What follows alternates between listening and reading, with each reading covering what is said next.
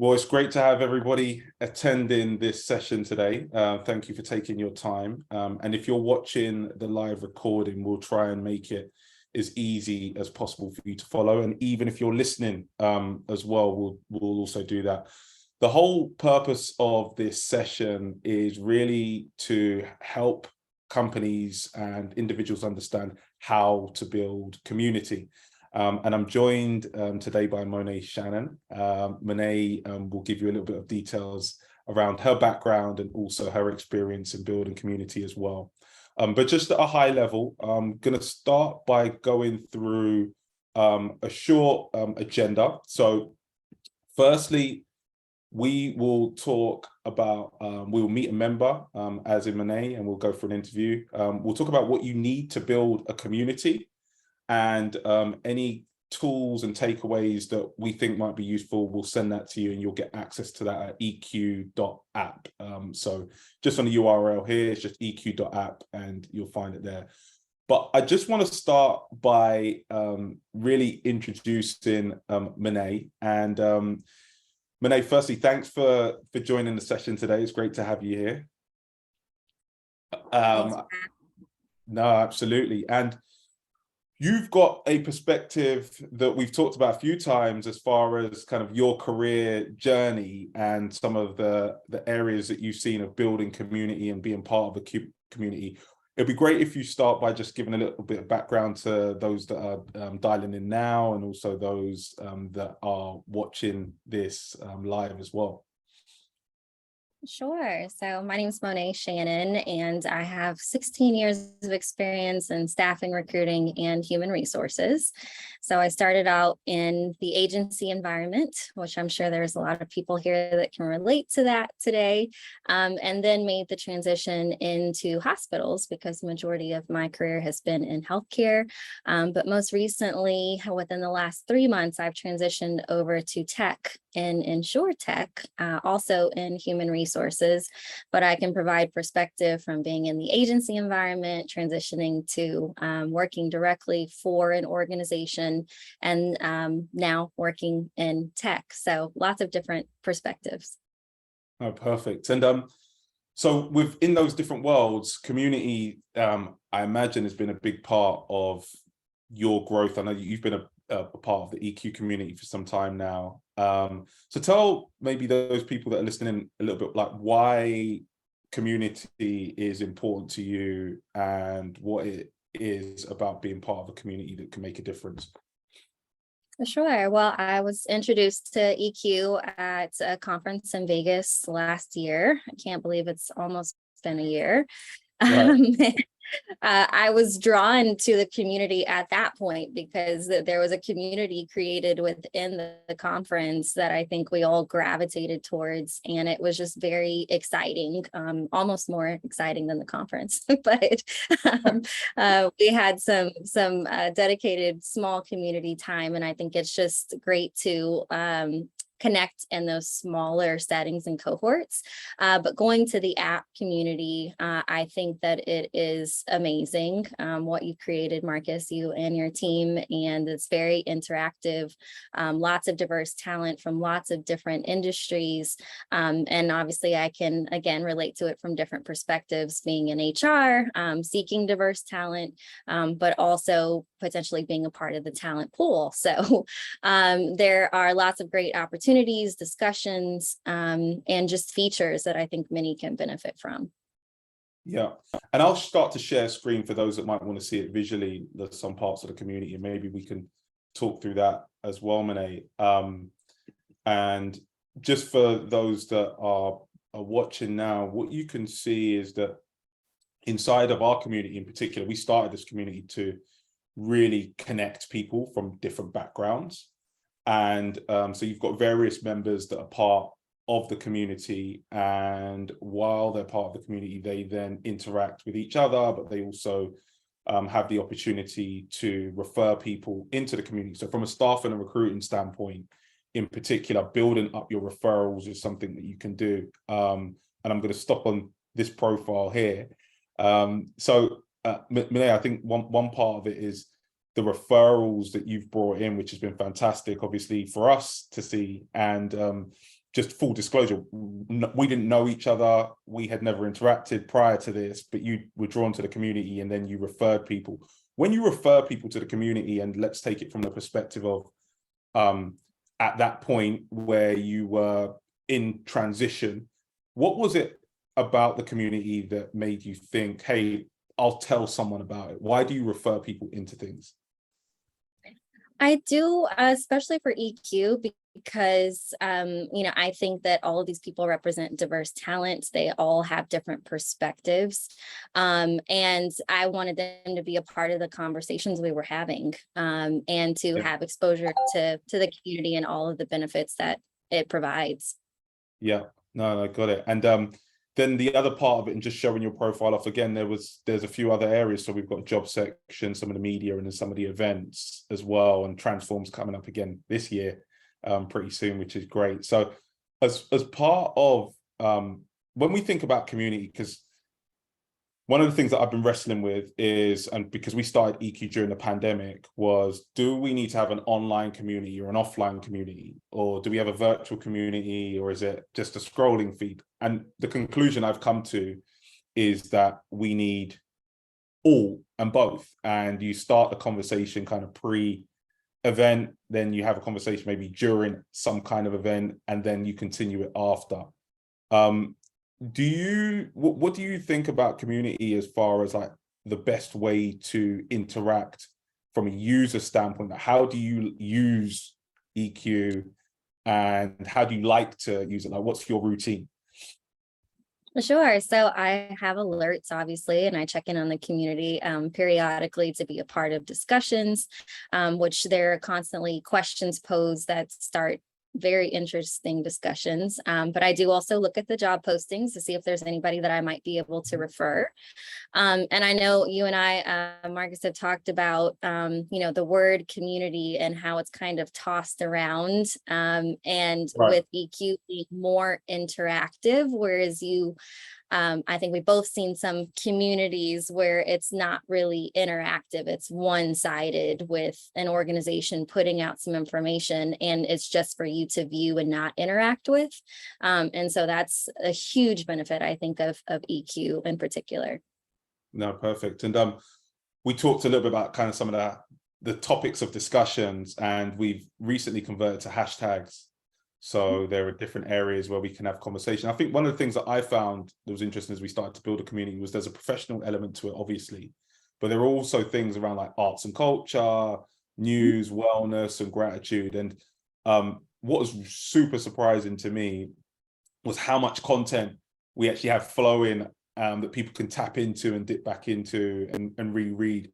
Are there any like particular topics that you spend more time looking at? Because I think the other thing that we realized just from the data is sometimes people come in, but they might not maybe make a comment, or they may not like something, but they're watching constantly. I'd love to learn a little bit more kind of like how you use it from that standpoint as well. Yeah, so I'm obviously always looking at the DEI information that's out there, but arts and culture is something that's very important to me in my personal life. And so I definitely take a look at that, and the crypto and NFT group as well, because I think there's a lot to learn from that. It's not something that I've delved into completely, but I love the things that you guys are posting about, and providing information for people to learn from and indulge. Yeah, no, perfect. And so just like, if there are any people that are thinking about setting up a community, because we've talked about this as well, like I think the misconception is if you have a database and you email people, that it's a community. And we talked about it being interactive. If you were, so let's put your other hat on. So we talked from the talent side. Now, from a recruiting standpoint, what do you think maybe are some of the benefits of having a community that people might not even think about because they haven't been involved or been part of one? What are some of the things that are quite surprising that you think companies should start to pay attention to? Well, I think coming from a place where we just had a database, but we called it a community. Right. And then seeing EQ and the platforms that you can build as an organization, I think it's tremendous in what you're able to accomplish compared to just having a list of email addresses that you or phone numbers that you text or email. And so I think building your own community, it allows you to interact with candidates, pull candidates into your community so they can see the things that you're talking about as a talent acquisition team or just an individual recruiter. Because I think what people really long for is to interact directly with the people making the decisions. And that's what that community can provide. You're interacting directly with talent acquisition, with recruiters, possibly even hiring managers. And so I think that provides a unique experience, not just for the organization, but for the candidates as well. And it's very attractive to candidates because that's what they're longing for. Yeah, no, absolutely. And like Monet, I really appreciate you sharing your perspective. I'm going to change gears slightly and talk a little bit about behind the scenes of like how we built the community. And so those folks that are listening in, they can have a chance to see maybe what you might need to do if you're building a community. And feel free to jump in because you'll still be on the speaker slot here as well. So yeah, just from Monet's standpoint and the conversations that we've had, if you see it from a recruiter perspective, a lot of the best recruiters, as we know, they build a network. Sometimes within businesses that's hard and also positive because recruiters build their own network, and then what happens when they leave the organization? You as a company might miss out on having that network. The other thing is they know their talent really, really well. So we talked about verticals. If you're working in a very specific vertical, let's say take healthcare, for instance, there are certain types of conversations that you need to have. So I'll talk a little bit about like what we do behind the scenes and just share for anybody that's interested to learn more. One of the big parts of what we do is provide talent guides. So within EQ, we're building out communities on behalf of other companies, but it's important that the content itself is relevant to that vertical. So having vertical events, but also the tools in order to plan and promote those events as well, and talk a lot about pre, during, and post event. It's hard, as we know, to get people to come to virtual events, but then it's also sometimes physical events might be the thing that your folks are interested in, and or just conversation through the platform. So we provide guides around that information that you want to post in the community to keep people engaged. The other part is also the jobs. So a lot of the time, as we know, as being in the recruiting industry for some time, is like the jobs that you want to post, you may not be able to show the salaries, and in California you have to now, and in New York you have to, but you still want to figure out if there are people that could refer or be interested in those roles and opportunities. So the platform itself, we've created an environment where you can suck in vacancies and positions and also post those roles so people can apply directly as well. So I'll go to kind of the next part, which is really around the community management. The big unlock that we found is a skilled community manager is key. You cannot just set up a space like a database and send one way. You have to interact with individuals and meet them where they are. So it's about providing a consistent flow of conversation and driving conversation. Also responding to like the industry demands. There might be things that you know about in the industry or your team does that you want to share, but it's all in different places. So bringing that together and having one person or two people, depending on the community, that manages that flow of conversation. And the formula we found that works is casual and productive. So you want to have interactive conversation. You may not want it to be super stuffy, but at the same time, you want it to be productive and you want people to get things out of it, whether that's tools and tips. And we're big on the reporting, so suggestions on insights, making sure that that community manager you're working with is providing insights. And think of it just like social media. social media management, I think when it first started out, it was something that you would give to maybe an intern or somebody that was starting out, and then it started to grow and get bigger and bigger. Now, when you're building your own community, it's the same thing. And I think we should think about that when we're sending out emails and different messages and things like that. Monet, anything from you or? No, I'm learning some new things. So this is really exciting. I thought on the last slide, as you were talking about pre and post event communication, that's another thing that I think is missed in the recruitment process and things that candidates are really, really looking for. So this is awesome. Yeah, fantastic. And then the other part of it is the actual platform itself. So you want to make sure that your brand stands out. You're able to show your commitment to D&I. I think a lot of people that are watching this and a part of this today are interested in D&I, have shown some commitment, and demonstrating it is one thing, and then doing something about it is another thing. We talked about the job listings as well to attract the top talent. You want ensuring that you've got those listings in a place where people from diverse backgrounds can get access to that is absolutely key. And it will enhance your employer brand, increase engagement, all that good stuff. So on EQ, we have a specific platform. There might be other services that you've used in order to drive community. And we talked about email, probably not great for interaction, but one part of it. We also still send out emails as well and send out alerts to bring people back into the community, but not a place where you're going to get two-way discussion, because people receive tons and tons of email all the time. The other big part of it is sales enablement. So a lot of the companies that we support and we spoke to, they want to grow from working with maybe one hiring manager or two hiring managers to more of like an MSP or an RPO program, or a program where they're getting retained and contained search. And we actually had this conversation recently. It's like, you have to show the results. Now we provide sales enablement, so you can actually go to your clients and feel confident that you'll be able to deliver them diverse talent from multiple backgrounds by having a partner that can support you on doing that. And I think it's just important to show how it works, because a lot of clients are thinking about it, that you'll probably interact with, whether you consider your clients internal hiring managers or you consider your clients external companies that you're partnering and working with.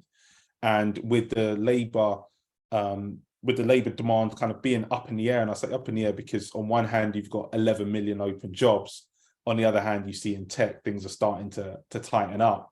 So if you're in that world, you might want to maneuver out of that. So you're going to need some new ideas and new approaches. And the big thing about being in a recruiting industry, at least I've learned from a long time, is differentiating yourself, really showing that you've got a new approach to getting access to talent and new ways in order to do that.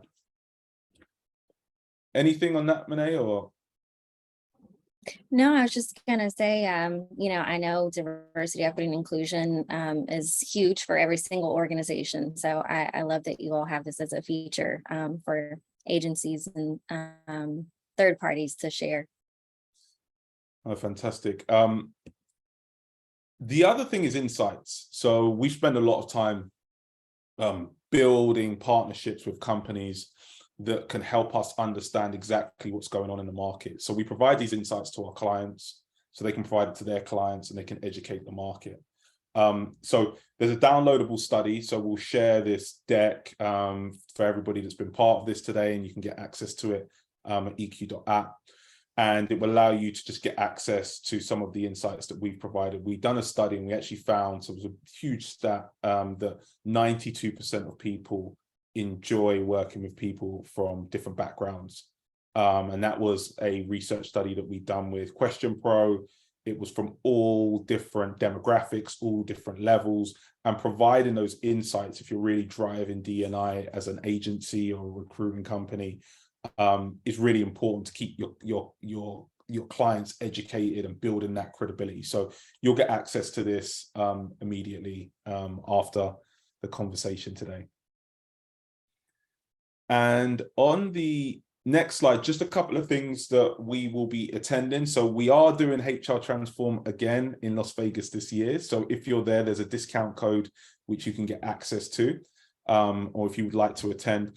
So as an agency recruiter, there are a lot of potential customers, maybe your current customers are attending. This is really for the top HR professionals and business leaders.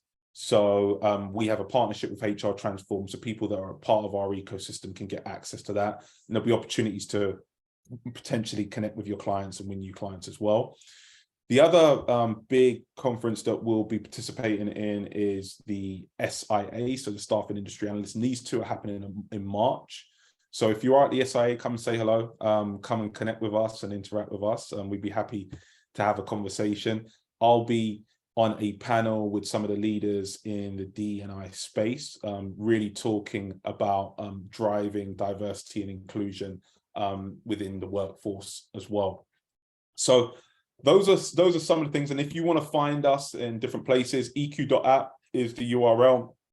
You'll have this link where you can schedule a call. And we also have a podcast we've launched recently, which is called People and Culture. So yeah, wanted to give you a high level overview in a short space of time. We'll stop the presentation now, and then we'll open up for any questions as we hit on half an hour. So thanks for everybody that has spent the time going through that.